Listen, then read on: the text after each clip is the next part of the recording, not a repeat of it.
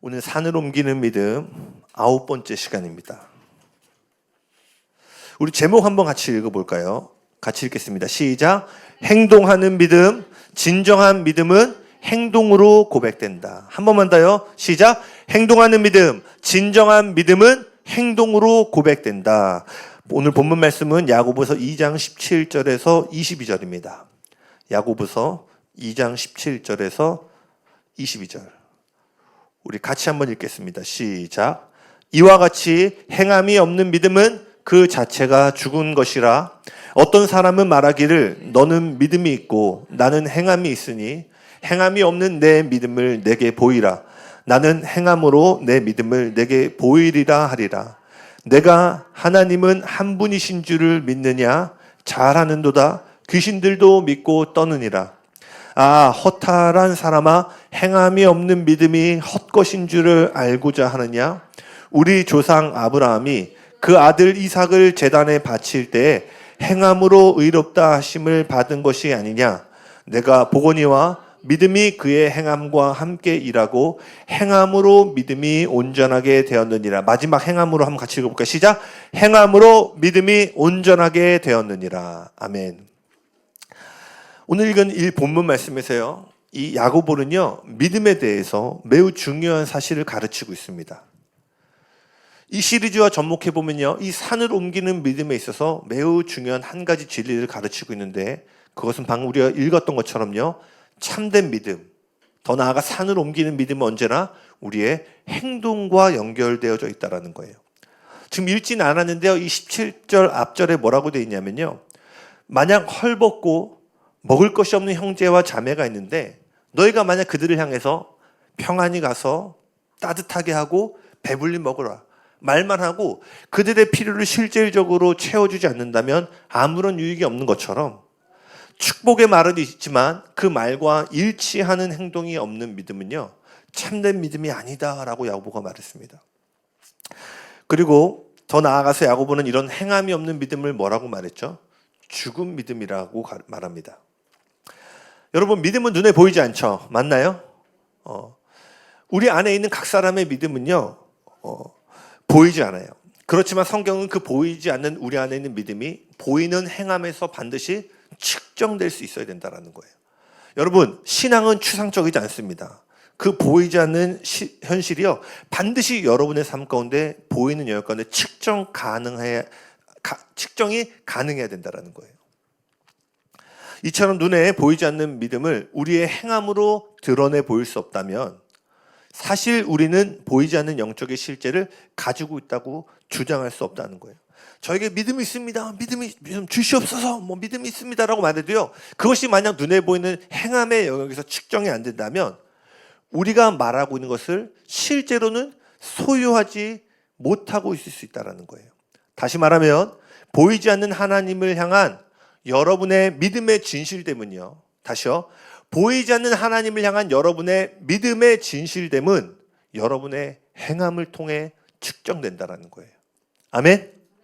그러니 오늘 내가 주님을 사랑합니다, 믿습니다, 이 고백도 중요하지만 그것이 여러분의 행함을 통해서 반드시 고백되어져야 된다는 거예요. 야고보는 22절에 말하기를요, 믿음과 행함은 함께 일하고 행함으로써 믿음이 온전하게 된다라고 말했습니다. 여러분, 나무가요, 열매를 맺음으로써 완전하게 되는 것처럼 믿음도 행함을 통해 완전하게 된다는 것이에요. 아멘? 다시요. 열매 맺는 나무가 언제 토부하다, 완전하다라는 평가를 들을 수 있을까요? 그 나무의 목적인 열매가 맺힐 때예요. 사과나무라면 사과나무가 주렁주렁 맺어졌을 때가 바로 완전한 상태일 거예요. 이처럼 여러분의 믿음이 온전하다라는 것은 행함이라는 열매가 맺혀질 때라는 거예요. 그리고 우리가 한 가지 아는 사실은 열매 자체가 생명이 있는 것이 아니라 나무의 생명으로부터 열매가 맺어진 것처럼요, 우리의 행함 자체가 생명이 있는 것은 아닙니다. 그래서 우리가 뭘 얘기해요? 어느 누구도 그 행위와 공로로 구원을 받을 수 없다고 우리가 고백하는 거죠. 왜? 이 행위 자체 생명이 있는 것이 아니라 우리의 믿음에 있는 생명이 우리의 행함이라는 것에 생명을 더해주는 거예요. 이처럼 여러분의 믿음이 생명력이 있다면 반드시 행함이란 열매를 맺게 된다는 거예요. 그래서 예수님도 마태복음 7장 21절에 이렇게 얘기하십니다. 나더러 주여 주여 하는 자마다 다 천국에 들어갈 것이 아니요 다만 하늘에 계신 내 아버지의 뜻대로 행하는 자라야 천국에 들어갈 수 있다. 이처럼 참된 믿음은요 언제나 우리의 입술의 고백만이 아니라 행함을 통해 그 진실됨을 드러낸다라는 거예요. 우리는 지난 2주 동안요 고백의 능력, 예언적인 선포의 능력에 대해 살펴보았어요. 우리의 입술을 통해 하나님 나라를 풀어내는 것이 무엇인지를 배웠습니다. 그렇다면 이제 우리가 해야 될 일은 뭐예요? 그 고백한 대로 행하는 것이에요. 아멘. 많은 그리스도인들이 범하는 실수 중에 하나는 뭐냐면요 믿음으로 고백했어요. 이 예배 가운데, 설교 가운데, 기도 가운데 이렇게 될지어다, 될 것입니다 선포해요. 그런데 그 고백 이후에요 고백과 일치되지 않는 그릇된 행동으로요 자신이 뱉은 그 고백을 부정하게 된다는 거예요. 여러분 오늘 이곳에서 믿음으로 선포하고 우리가 예언적으로 선포하는 것도 중요하지만 이제 오늘 설교를 통해서 여러분이 가야 될 다음 걸음은 뭐예요? 그 선포한 대로 일치되는 믿음의 행함을 행하셔야 된다는 거예요. 아멘이십니까? 우리가 이것들을 이해함에 있어서요 하나님 나라의 두 가지 시즌을 이해하는 것이 중요합니다. 아마 2주 전에도 이것에 대해서 나눴는데 한 번 더 좀 설명하고 싶어요. 잠깐 이미지 한번 띄워주시겠어요? 기억나시나요? 영적인 하나님 나라에는 크게 두 가지 계절이 있습니다. 잘 안 보이시나요? 첫 번째는 뭐예요? 하나님이 나를 위해서 일하시는 계절이 있어요. 그리고 또 하나는 하나님이 나를 통하여 일하시는 영적인 계절이 있습니다. 나를 위해서는 하나님이 기뻐하시는 사역이고 나를 통하여 일하실 때는 하나님이 갈망하시는 사역이라고 제가 설명을 드렸어요. 다음입니다. 그래서요 하나님 나라의 어떤 시즌에는요 우리로 하여금 그저 기다림을 요구하실 때가 있어요. 그 시편 말씀에도 이런 말씀 있죠. 너희는 잠잠히 있어, 가만히 있어, 주가 행하시는 일들, 주가 하나님 되심을 바라볼지어다. 즉 주님이 우리를 위하실 때에 요구되는 것은요 그 계절에 우리에게 요구되는 것은요 기다리는 거예요. 그래서 이 시즌에 들어가잖아요.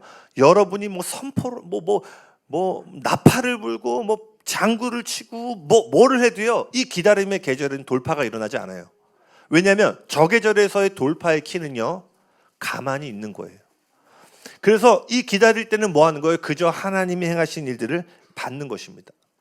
그러나 반대로 하나님께서 그래서 이 기다림에 대해서는 예수님이 뭐라고 말씀하시죠? 천국은 어린아이와 같은 거예요. 어린아이 같은 자가 갈 수 있다라고 얘기해요. 어린아이의 특징은 뭐예요? 그저 받죠. 우리가 뭐 여기서 청소를 한다고 해도 막 애들한테 시키지 않죠. 네, 좀만큼은 시킬 수 있을 것 같은데. 네. 어린아이들의 기본적인 정체성은 주는 자가 아니라 받는 자예요. 근데 또 한편으로 하나님이 천국은 침노를 당하나니라고 얘기를 해요. 어떤 계절에는 어린아이처럼 받아야지만 천국에 들어갈 수 있다고 말씀하셨는데 어떤 계절에는요 너희가 이 침노한다의 원어를 살펴보면 폭력적으로 갈취한다라는 의미가 있어요. 그래서 제가 언제 얘기해드렸나요? 그 찰스 스펄전이라는 분이 이 천국은 침노를 당하나니라는 걸 어떻게 해석했냐면 천국을 향해 대포를 쏴서 천국 문을 부시고 그 안에 있는 하나님 나라의 자원들을 가져오는 것을 이 침노한다라고 설명했어요. 그래서 어떤 계절에는요 우리가 침노함으로 받는 것이 아니라 얻어내야 되는 계절이 있다라는 거예요. 다음이요. 그래서요 이 기다림의 시즌에서는요 하나님이 여러분을 하여금 정체성을 배우기를 원하십니다. 대표적인 예가 출애굽 이스라엘 백성이죠. 출애굽 이스라엘 백성의 이야기를 보면은요 그들이 계속 광야에서 공급받죠. 애굽에서는 갈비 먹었는데 여긴 고기도 없어. 그럼 어때요? 하나님 하늘로부터 막 메추라기를 주시고 만나를 주시고 목마르다고 할 때는 반석에서 물이 나와요. 근데 우리가 아는 것처럼요 그들은 사실 만나와 메추라기 반석에서 물이 나오는 그 물을 공급받을 만한 자격이 없었죠. 왜? 그들이 하는 거라고는 불평불만밖에 없었어요. 그들이 믿음이 있어서 그걸 공급받은 게 아니라 하나님이 그들을 사랑하심으로. 그러니까 그들은 공급받을 때마다 뭘 발견하게 되냐면 그들이 출애굽하기 전까지는 그들의 라이프 스타일은 어떻게 됐죠? 그들이 살아가기 위해서는요 애굽에서 끊임없이 벽돌을 구워내야 됐어요. 끊임없이 일을 해야지만 그들이 생존할 수 있었는데 광야에 나왔는데 일을 하지 않아도 먹고 사는 것들이 해결되는 거예요. 더군다나 그 안식일이 올 때는 아무것도 하지 않는데도 하나님이 양식을 공급해줘요. 출애굽에선 이게 세상의 시스템이죠. 세상은 우리라고 계속해서 일하라고 말하죠. 너희 노후를 위해서도 끊임없이 일하고 준비하고 뭐하고. 그러니까 어때요? 우리를 노동자로서의 정체성을 부여하는데 광야는 어떤 곳이었어요? 너 일하지 않아도 내가 돌보는 사랑받는 자녀예요. 즉 기다림의 시즌에서는요, 하나님이 우리의 정체성을 계시하십니다. 근데 반대로 침노하는 때는 언제예요? 그 사랑받는 자녀들에게 하나님이 주신 권세를 사용하기 원할 때예요. 그래서 주님은 이 두 계절을요, 뭐 정체성 끝나고 땡이 아니라 계속해서 이 계절들을 바꿔가요. 오늘 나눌 거 아니지만, 왜냐하면 정체성이 계속해서 하나님의 다음 단계의 문을 여는 중요한 열쇠가 되기 때문에 하나님은 우리의 정체성을 키우시고 또 그 정체성에 걸맞는 권세들을 사용하는 법을 가르치시고, 그 다음에 뭐예요? 또 다른 정체성들, 마치 제자들에게 다시는 너희를 종이라 하지 아니하고 친구라 하리니, 그러니까 정체성이 계속해서 증가되는 거예요. 잘 이해되시나요? 그래서 네, 좋습니다. 그 침노함의 단계로 들어갔을 때는 어때요? 가나안 땅이죠. 더 이상 이제 만나와 메추라기가 공급되지 않고 그들이 이제 직접 성을 정복하고 침노함으로 하나님의 약속을 얻어내야 됐어요. 이렇듯 하나님 나라를 경험하는 이 길에는 이 두 가지 길이 있습니다. 첫 번째는 어린아이 같이 기다림으로 받는 것이고, 두 번째는 군사와 같이 침노하여 얻어내는 것이에요. 그래서 오늘은 제가 이 침노함, 행하는 것에 대해서 여러분하고 좀 나누기 원합니다. 행동하는 믿음으로요, 하나님 나라를 침노했던 대표적인 인물로는요, 마가복음 5장에 등장하는 혈류병 걸린 여인이 있습니다. 그녀는요, 그 여성의 자궁이라는 곳에서 피가 멈추지 않고 흘러나오는 이 질병을 겪고 있었는데, 성경을 보면 뭐 당연하겠죠. 모든 아픈 사람은 자기 질병이 치유되길 원하겠죠. 12년 동안 모든 의사와 자신의 전 재산을 사용해봤지만 이 질병을 치유할 수가 없었어요. 12년 동안 이 고칠 수 없는 불치병으로 고통스러운 삶을 살아가고 있었습니다. 그런데 어느 날 예수라는 사람이 있는데, 그 사람 앞에 가면 어떠한 질병이라도 치유받지 못한 질병이 없었고 모든 자가 치유됐다는 이야기를 듣게 돼요. 그 소문을 듣고 예수님이 계신 곳을 찾아왔습니다. 그런데 역시 자신과 같이 예수님을 간절히 필요로 하는 수많은 사람들로 이미 인산인해를 이루고 있는 거예요. 수많은 사람들이 예수님을 둘러싸고 있었기 때문에 그녀가 예수님 앞에 나아가 저에게 이런 어려움이 있었고요, 제가 이렇게 살았고요, 저를 좀 고쳐주시겠어요, 이런 어떤 치유의 요청을 할 수 있는 것이 불가능한 상황이었어요. 그런데 그 여인은 멈추지 않았죠. 설명할 수 없지만 그녀 안에 한 가지 아이디어가 떠오릅니다. 마가복음 5장 27절에서 28절입니다. 같이 읽겠습니다. 시작. 예수의 소문을 듣고 무리 가운데 끼어 뒤로 와서 그의 옷에 손을 대니 이는 내가 그의 옷에만 손을 대어도 구원을 받으리라 생각함일러라. 여기 보면은요, 그녀가 이해할 수 없지만 예수님의 옷자락만 만져도 자기의 병이 나을 거라는 믿음을 갖게 돼요. 근데 여기서요, 하밀러라에 해당하는 헬라어를 보시면 엘레겐이라는 헬라어를 쓰고 있는데, 이 뜻은 뭐냐면 계속해서 말하다라는 뜻이에요. 문자적으로 해석하면은요, 그녀는 지금 옷자락만 만져도 치유를 받을 거라는 믿음을 들어왔는데 그것을 입술로 계속 고백했다라는 거예요. 성경은 이것을 계속해서 생각했다라고 번역했는데, 말과 생각은 분리할 수 없죠, 그렇죠? 우리는 생각하는 걸 말하게 되니까. 그러니까 한편으로는 그녀가 생각 가운데 이 믿음을 계속해서 되뇌어 고백했다고 볼 수도 있습니다. 중요한 사실은요, 그녀가 육체의 입술로 그것을 계속해서 말했든 생각의 영역에서 그것을 계속 곱씹어 생각했든 분명한 것은요, 자신 안에 들어온 믿음을 계속해서 고백했다라는 거예요. 그리고 그녀는 어떻게 했죠? 자신이 고백한 대로 행동합니다. 수많은 사람들의 틈을 비집고 들어가서요, 결국에는 예수님의 옷자락을 뒤에서나마 붙잡게 돼요. 그런데 그 순간 놀라운 일이 일어나죠. 어떤 일이 일어나죠? 12해 동안 치유되지 않던 질병이 그 즉시로 치유를 받는 일이 일어나게 됩니다. 그러면서 예수님이 마가복음 5장 34절 같이 읽겠습니다. 시작. 예수께서 이르시되 딸아 내 믿음이 너를 구원하였으니 평안히 가라 내 병에서 놓여 건강할지어다. 그녀의 믿음이 이 역사를 가져왔다는 건 뭐예요? 침노하는 계절 가운데 그녀가 반응을 한 거예요. 근데 여기서 우리가 또 하나 알아야 될 사실은요, 그녀의 병을 고치는 것이 사실 불가능에 가까웠던 것처럼 그녀가 예수님에게 가까이 다가가는 것 또한 불가능한 현실이었다라는 거예요. 왜냐면요, 당시 율법을 보면은요, 혈류병 걸린 여인은요 절대로 다른 사람과 접촉하면 안 됩니다. 접촉하는 순간 자신이 부정할 뿐만 아니라 그 접촉한 사람도 부정한 사람으로 취급을 받고 일정 기간 성 밖에서 시간을 보내는 어떤 이런 것들을 거쳐야 됐어요.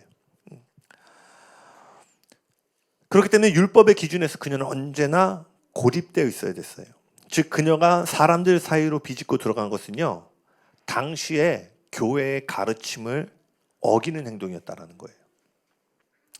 지금도 신학 또는 어떤 교단마다 어떤 그런 거 조금 어기면 어떻게 돼요? 뭐 이단 아니야, 뭐 별의별 소리가 나오잖아요. 그러니까 지금 이대로 따지면 이 분은요, 신사도 아니야, 뭐 이런 거예요. 막 뭐야 이거 왜 이렇게 하는 거야, 뭐.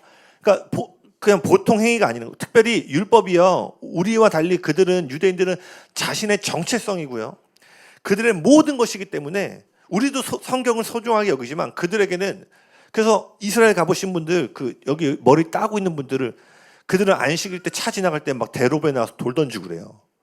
그리고 엘리베이터도 안 누르는 거 아시죠? 그래서 안식일 되면 다 층마다 일부러 멈추게 돼 있고, 그래서 막 외국인들 가면 네가 눌러달라고,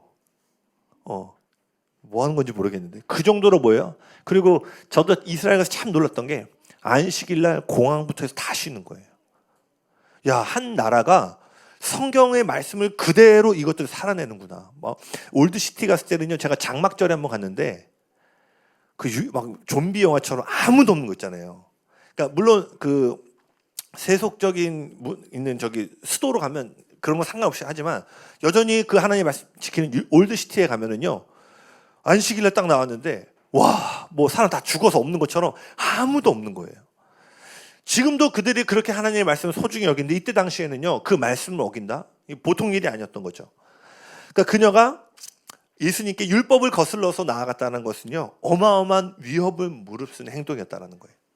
또 당시 문화적으로도요, 공공장소에서 여자가 성인 남자에게 다가가 말을 걸거나 이렇게 터치를 하는 것은요, 금기시된 행동이었습니다. 더군다나 랍비에게 그렇게 하는 것은요, 절대로 있어서는 안 되는 일이에요. 제가 많이 강조하지만 전통적인 사회는 언제나 개인보다 공동체가 앞서죠. 그래서 전통적인 사회에서, 우리 한국도 그런 시기가 있었는데 어떤 게 가능해요? 결혼 당사자가 얼굴 한 번 못 봤는데 가문끼리 약속을 해서 결혼을 하죠. 그러니까 개인의 어떤 애호나 애정이 중요하지 않은 거예요. 가문끼리 이것에서 얻는 이익들, 이 가문을 통해서 이런 것들이 더 우선시되니까 그런 것들이 가능했죠. 오늘날에도 이어져요. 그 전통적인 사회를 고수하는 소수의 나라에는 명예살인이라는 개념이 있죠. 언젠가도 기사 보니까 그런 명예살인한 나라에서 그 딸이 다른 나라로 이제 가서 틱톡 같은 거, 그런 거에서 좀 자유분방한 모습을 이렇게 찍었는데, 그 여자가 잠깐 고국에 돌아왔을 때 그 가족들이 자기 자녀를, 딸을 명예살인한 사건들, 이런 게 뭐예요? 공동체와 사회가 규정해 놓은 기준을 어기는 것은요, 전통적인 사회 절대 용납이 되지 않는 일이에요. 근데 지금 그녀가 뭘 한 거예요? 마치 명예살인을 당할 수 있을 정도의 그 사회와 문화가 가지고 있는 경계선을요, 뛰어넘어서 예수님께 나아갔다라는 거예요. 즉 그녀는요, 치유를 기다리지 않았어요. 응답을 기다리지 않았습니다. 예수님에게는 모든 질병을 치유하실 능력이 있으니 하나님의 뜻이라면 나를 치유해 주실 거야, 이렇게 생각하지 않았다라는 거예요. 그녀는 제가 앞서 설명했지만 우리가 다 이해할 수 없는 수준의 장애물이 앞에 있었음에도 불구하고 포기하지 않았다라는 거예요. 그녀는 예수님에 대해서 자신이 믿고 고백하는 것과 일치하는 행동으로 하늘의 능력을 경험할 수 있었다라는 거예요. 아멘. 만일 그녀가 예수님이 모든 치유하실 능력이 있어, 그분이 나를 치유해 주실 거야, 분명히 하실 수 있어, 그리고 만일 옷자락을 안 만졌다면 어떻게 됐을까요? 아무 일도 일어나지 않았을 거라는 거예요. 많은 사람들이요, 믿음의 행동을 하지 않으므로 돌파와 응답이 오지 않고 있음에도 불구하고 하나님의 뜻이라면 이렇게 해주시겠지, 수동적으로 기다리고 있어요. 또는 이렇게 기도하고 저런 모양으로 기도했는데도 응답이 오지 않음으로 인해 낙심하고 좌절합니다. 그러나 여러분, 오늘 혈류병 걸린 여인의 이야기를 기억하셔야 돼요. 그녀는 예수님에 대해서 먼저 들었고, 그 다음에 믿었고, 그 다음에 뭐예요? 입술로 고백했고, 행동함으로 그녀의 삶에 필요한 응답을 얻었다라는 거예요. 말 그대로 그녀 인생 가운데 있었던 질병의 산이 이러한 믿음의 과정을 통해서 옮겨졌다라는 거예요. 아멘이십니까? 행동하는 믿음으로 돌파를 경험한 또 다른 인물이 있어요. 바로 마가복음 7장에 나오는 스로보니게 여인입니다. 제가 지금 다 그 이야기를 살펴보진 않겠지만 여러분이 돌아가셔서 그 말씀들을 다시 묵상해 보면 좋을 것 같아요. 그녀에게는요, 어린 딸이 한 명 있었는데 그 딸이 귀신이 들립니다. 그래서 고통 가운데 있는데 혈류병 걸린 여인과 마찬가지로 귀신 들린 자신의 딸을 치유해줄, 이 문제를 해결해줄 방법이 어디서도 찾을 수가 없는 거예요. 그런데 이 스로보니게 여인도 어느 날 예수님에 대한 소문을 들어요. 귀신 들린 자가 예수님 앞에 나아가 온전케 회복되어지고 치유받는 일들에 대한 이야기를 듣게 됩니다. 그러니까 그녀 안에 어떤 믿음이 올라요?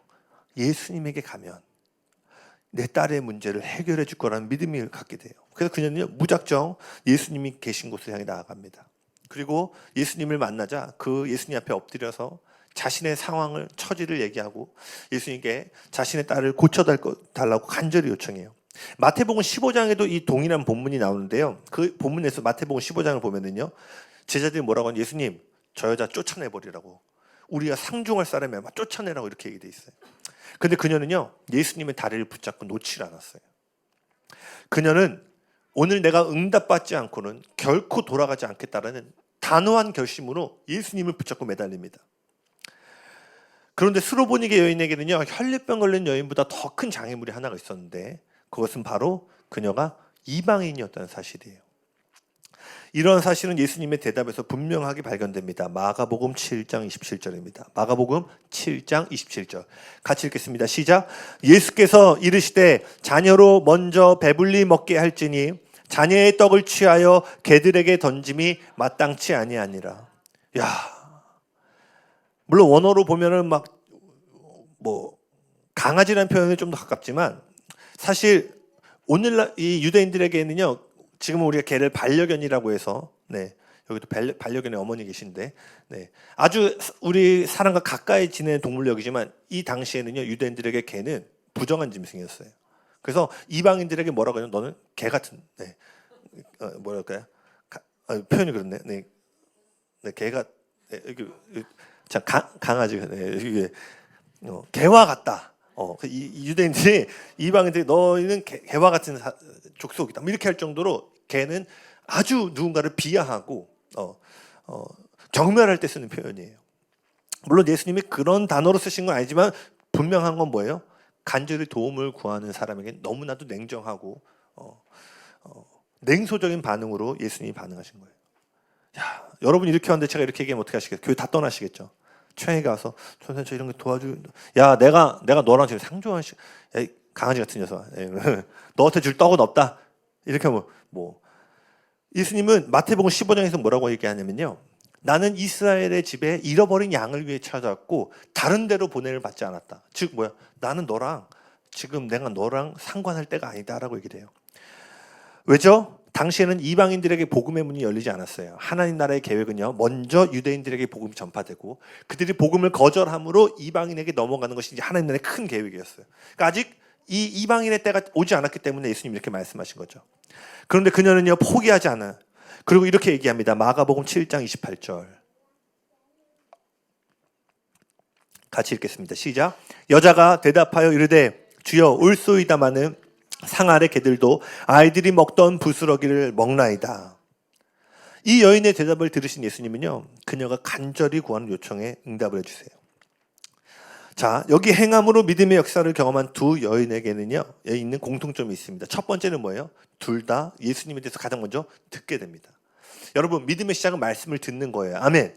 말씀이 먼저 풀어지지 않으면 다음 단계로 갈 수가 없는 거예요. 말씀을 들었고, 두 번째가 뭐예요? 그들이 믿었어요.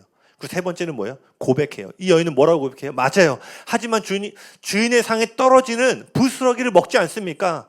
포기하니까 그래요? 오늘은 날이 아니구나. 그럼 다음 주 와야겠다가 아니라 그의 믿음을 끊임없이 고백해요. 그리고 마지막으로는 뭐예요? 고백대로 그대로 행함으로써 그들이 원하는 간절한 응답을 받았다는 거예요. 또 다른 공통점은 뭐예요? 그들과 그들이 간절히 구하는 기적 사이에 장애물이 존재했다는 거예요. 스로보니게 여인 앞에는요, 모욕과 거절, 실족함이라는 장애물이 놓여져 있었어요. 예수님이 어떻게 그렇게 말할 수 있어? 내가 어떻게 기도했는데, 내가 어떻게 섬겼는데 어떻게 그렇게 반응할 수 있어가 아니라 그러할지라도 이 수로보니게는 실족의 장막을 넘어서 계속해서 그 돌파의 자리까지 나아갔다라는 거예요.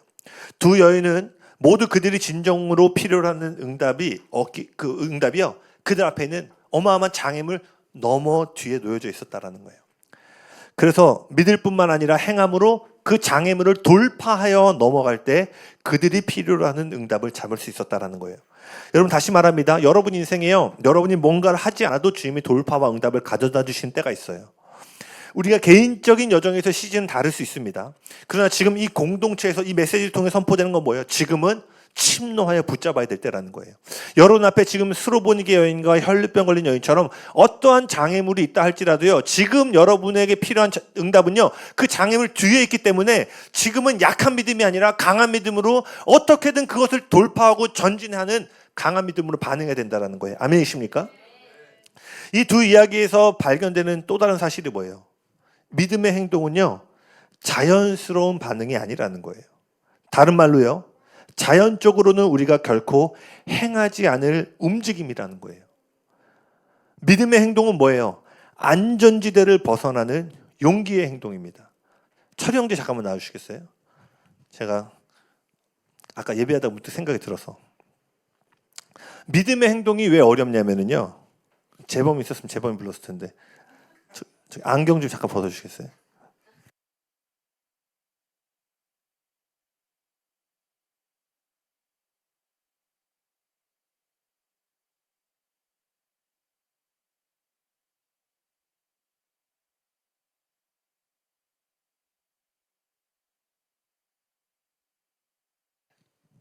앞에 제가 지금 장애물을 하나 뒀어요. 자, 그걸 한 번은 넘어서 와야 되는데, 자, 제가 어딘지 알겠죠? 이쪽을 한번 걸어와 보시겠어요? 잠깐만, 그 앞에 조심해야 돼. 다리 올려서 와야 돼, 다리 올려서. 네네, 오케이. 자, 왔습니다. 자, 그리고 다음이요.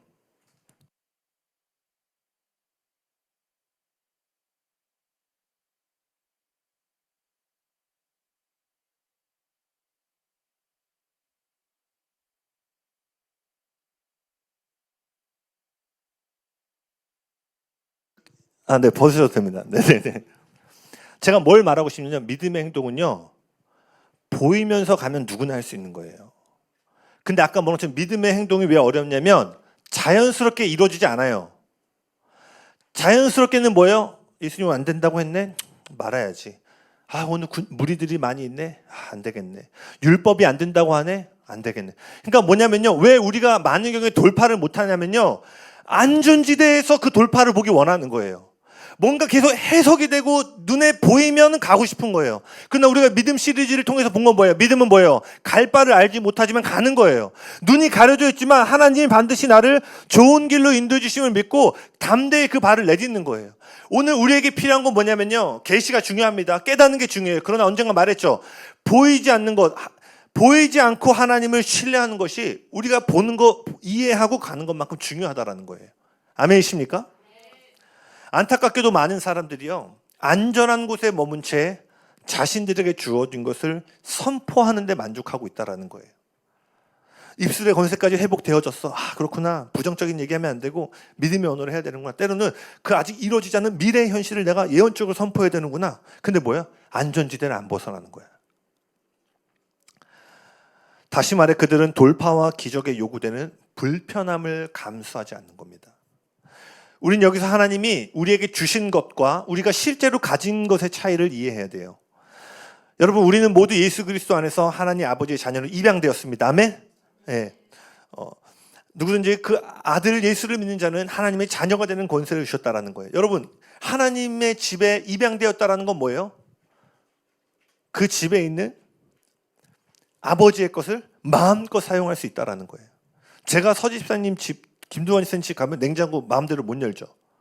근데 뭐 하라면 뭐 막 열고 뭐 아마 카드 있다면 막 쓰겠죠. 엄마 나 이거 먹었어. 뭐 이렇게 하면서 제가 그렇게 하면 이제 뭐 횡령, 네, 사역자가 뭐예요? 자녀는 뭐예요? 아비의 것을 마음껏 누리고 사용할 수 있는 거예요. 즉 우리가 하나님 아버지의 자녀로 입양됐다는 건요, 하나님 아버지의 안주머니에 있는 것을 가감하게 사용할 수 있는 권세의 자리로 들어갔다는 거예요. 아멘. 그래서 바울은 이것을 가리켜 에베소 1장 3절에 이렇게 얘기합니다. 예수 그리스도 안에서 하늘에 속한 모든 신령한 복을 너희가 이미 받았다. 할렐루야. 그런데 그리스도 안에서 모든 것이 우리에게 주어졌음에도 불구하고 많은 사람들이 이 주어진 것을 사용하지 못하고 살아가고 있다는 거예요. 사실 오늘 저와 여러분의 신앙의 고민도 이거 아니에요? 성경은 이미 그렇게 말하고 있지만 내 삶의 경험의 측면에서 그것이 풀어지지 않을 때 우리는 영적인 괴리감을 느끼고 그것에 대한 갈급함을 느끼게 되죠. 마치 이것은요, 통장에 어마어마한 돈을 유산으로 물려받았음에도 불구하고 인출하지 않아서 실제로는 가지고 있는 것이 아무것도 없는 모습과 같아요. 잘 보세요. 출애굽 이스라엘 백성에게 하나님은 약속의 땅을 이미 주셨죠. 출애굽 1세대를 향한 하나님의 본래 계획은 광야에서 그들이 죽는 것이 아니라 본래 약속의 땅에 가는 거였어요. 그러나 그들이 그 땅을 실질적으로 소유했나요? 그러지 못했어요. 주어졌지만 가지지 못했어요.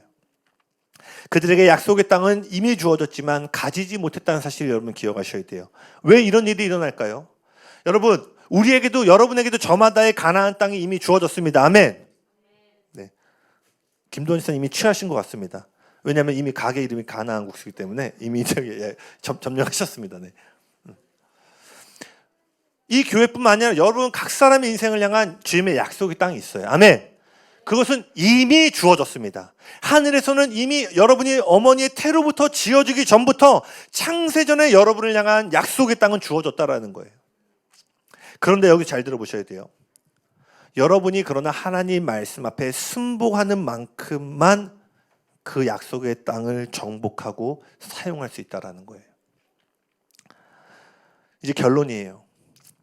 여러분 저를 따라 고백해 보시겠어요? 기도했다면 움직여라. 할렐루야, 감사합니다. 여러분 아마 저 오래 보신 분들 잘 아실 거예요. 그리고 제가 작년에 주구장창했던 게 뭐냐면 뭐 할 생각하지 말고 하나님 앞에 머물고 첫째 계명 그 하나님 사랑해라. 근데 하나님을 오래 넘어와서는요 이제 이런 메시지를 풀어주시기 시작해요. 여러분 이제 움직이셔야 돼요. 여러분 만약 생각해 보세요. 여러분이 지금 수백만 평의 땅을 유산으로 받았다고 상상해 보세요. 저쪽 끝부터 이쪽 끝까지 어마어마한 땅을 유산으로 받은 거예요. 그런데 어느 날 언덕에 올라가서요 여러분이 저에게 그 유산으로 받은 땅을 설명해 주는 거예요. 전사님 저 멀리 보이는 나무 와 손 한번 보시죠. 저것도 저에게 속한 거예요. 와 저기 뒤에 산 보이시죠? 저것도 제가 받은 속한 거예요. 그리고 옆에 강물 흐르는 거 보죠? 이것도 제가 받은 땅에 속한 겁니다. 이렇게 말을 제가 옆에서 들을 때 그것도 놀라운 일이에요. 그런데 여러분 기억하셔야 돼요. 여러분이 만약 그 땅에 직접 들어가지 않는다면요 그 땅이 여러분에게 주는 어떠한 유익도 소유할 수 없다라는 거예요. 다시 말합니다. 여러분에게 주어진 것들을 말하는 것만으로는 부족하다라는 거예요. 여러분에게 주어진 것을 얻기까지 이제 뭐예요? 위험을 감수하면서 행동해야 된다라는 거예요. 아멘이십니까? 제가 보니까요 저도 그런 모습들이 있어요. 너무나 많은 사람들이요 그 언덕에 서서 인생을 허비하고 있어요. 그 언덕에 서서 보이시죠? 저기부터 저기까지 제 땅이에요. 예수 그리스도 안에서 하늘에 속한 모든 신령한 복을 받았어요. 그런데 그 땅에 안 들어가고 언덕에서 계속 얘기만 하고 있는 거예요. 자신에게 주어진 것을 고백하지만 언덕 위에 계속 서 있으니까 뭐예요? 경험하지를 못하는 거예요. 하나님은 여러분에게 주신 것을 단지 고백하라고 주신 것이 아닙니다. 아멘? 그 고백대로 행동함으로 그 땅을 침노하라라고 우리에게 주셨다라는 거예요. 고백은 여러분에게 주어진 것을 상기시켜 줍니다. 그러나 믿음의 행동은요, 그 주어진 것을 누리고 즐거워하도록 만듦을 기억하셔야 돼요. 다시요, 고백은 여러분에게 주어진 것을 계속해서 상기시켜 줍니다. 그러나 믿음의 행동은요, 그 주어진 것을 실질적으로 누리고 즐거워하도록 만들어 줍니다. 즉 가나안 땅은요, 단지 고백만 하라고 주어진 것이 아니었어요. 주어진 것을 소유하기 원한다면 가나안 땅에 있는 거인들을 향해 이제 달려가야 됐어요. 여러분, 지금 여러분 앞에 어떠한 장애물이 있다 할지라도요, 달려가셔야 됩니다. 아멘? 불편함이란 장애물을 넘어가셔야 돼요. 특별히 여러분 안전지대를 벗어나 움직이셔야 돼요. 아까 철이 형제 이미 돌파한 줄을 믿습니다. 바로 저를. 근데 하나님은 언제 이제 붙잡으시냐면요, 저는 한 요만큼 잡았잖아요. 하나님 여기서 잡으실 거예요. 여기서. 야, 믿었는데 했는데 갑자기 여호와의 손이 우리를 딱 잡고 할렐루야. 뭐예요? 그만큼 하나님을 신뢰하는 법을 배우기 시작할 때요, 하나님이 이제 됐다, 네가 이제 이 땅을 차지할 준비가 됐다라는 권세를 주신다라는 거예요. 다시 한번 선포합시다. 불편함이라는 장애물을 넘어가자. 안전지대를 벗어나 움직이자. 마지막입니다. 여호수아 6장에 보면은요, 여리고성 전투가 나옵니다. 예배팀 나와주시겠어요? 이 여호수아 6장의 여리고성 장면은요, 그들에게 주어진 것이 그들의 가진 것으로 바뀌는 첫 번째 시작점입니다. 다시요. 약속 땅이 주어졌잖아요. 이제 그것이 그들이 침노하는 믿음으로 소유한 것으로 환전되는 장면이 바로 여호수아 6장이에요. 그때 이들이 어떤 것들을 하나님께 명령을 받죠? 침묵 가운데 하루에 한 바퀴씩 6일 동안 돌라고 하시고, 7일째에는 7바퀴를 돌라고 하시죠. 역시 침묵 가운데 7바퀴를 돌라고 하고, 여호수아가 사인을 주면 그때 제사장들과 사람들이 나팔과 환호성을 치면 성벽이 무너질 거라고 했어요. 그래서 그들이 하나님이 말씀하신 그대로 6일 동안 침묵 가운데 한 바퀴씩 돌고, 7일째는 7바퀴를 돌았습니다. 그리고 여호수아가 신호를 주는 순간 그들이 일제히 나팔을 불며 와 소리를 지르기 시작해요. 그러자 성벽이요, 그 어마어마한 견고한 여리고성의 성벽이 거짓말처럼 와르르 무너집니다. 여호수아 6장 20절에서 21절입니다. 우리 한번 같이 읽겠습니다. 시작. 이에 백성은 외치고 제사장들은 나팔을 불매 백성이 나팔 소리를 들을 때에 크게 소리질러 외치니 성벽이 무너져 내린지라. 백성이 각기 앞으로 나아가 그 성에 들어가서 그 성을 점령하고 그 성 안에 있는 모든 것을 온전히 바치되 남녀노소와 소와 양과 나귀를 칼날로 멸하니라. 성벽은 무너졌어요. 그러나 거기서 끝이 아니었다라는 거예요. 그들에게는 이제 무너진 성벽을 뚫고 그 성 안으로 들어가 점령하는 일이 남아 있었습니다. 여러분, 나팔 소리와 외치는 소리는요, 우리의 기도 사역을 의미합니다. 즉, 우리가 기도할 때요, 우리의 승리를 방해하는 걸림돌이 제거됩니다. 그러나 그 기도가 이룬 것을 소유하게 하는 것은 뭐예요? 무너진 성벽 안으로 향해 달려가는 믿음의 행동을 통하여 그것이 이루어진다는 거예요. 다시요, 이걸 잘 명심하세요. 적으시는 분들은 적어보세요. 기도는 영적인 분위기를 바꾼다. 그리고 믿음으로 행동할 때 기도가 일으킨 변화를 이 땅에 가져오게 된다. 기도는 영적인 분위기를 바꾼다. 그리고 믿음으로 행동할 때 기도가 일으킨 변화를 이 땅에 가져오게 된다. 아멘. 우리가 여리고성을 향해 외치고 부르짖는 것처럼 우리가 기도할 때요, 견고한 장애물들이 무너지고 영적인 분위기가 바뀝니다. 아멘. 근데 그 하늘에서 바뀐 영적인 분위기를 이 땅에 실제로 가져오는 건 뭐예요? 무너진 성벽 안으로 달려 들어갈 때라는 거예요. 그러니 행함이 없는 믿음은 절대 산을 옮길 수 없음을 기억하셔야 돼요. 눈에 보이는 산을 옮기기 원하신다면, 지금 눈앞에 있는 여러분의 장애물을 옮기기 원하신다면 이제 뭐예요? 말씀과 일치하는 행동으로, 이제 여리고성을 향해 기도하는 것들이 훈련되어지고 연습되어졌다면 이제 뭐예요? 무너진 성벽을 향해 달려가야 될 때라는 거예요. 할렐루야. 여러분이 그렇게 선포하고 외친 그 고백대로 이제 실질적으로 불편함을 감수하고 안전지대를 떠나 보이지 않을지라도 하나님 신뢰함으로 발걸음을 내디딜 때 여리고성이 무너질 뿐만 아니라 그 안에 여러분을 향해 예비되어져 있는 모든 약속의 축복들이 여러분 삶 가운데 풀어질 것들을 예수님의 이름으로 선포합니다. 할렐루야. 우리 주님께 영광의 박수 올려드립시다.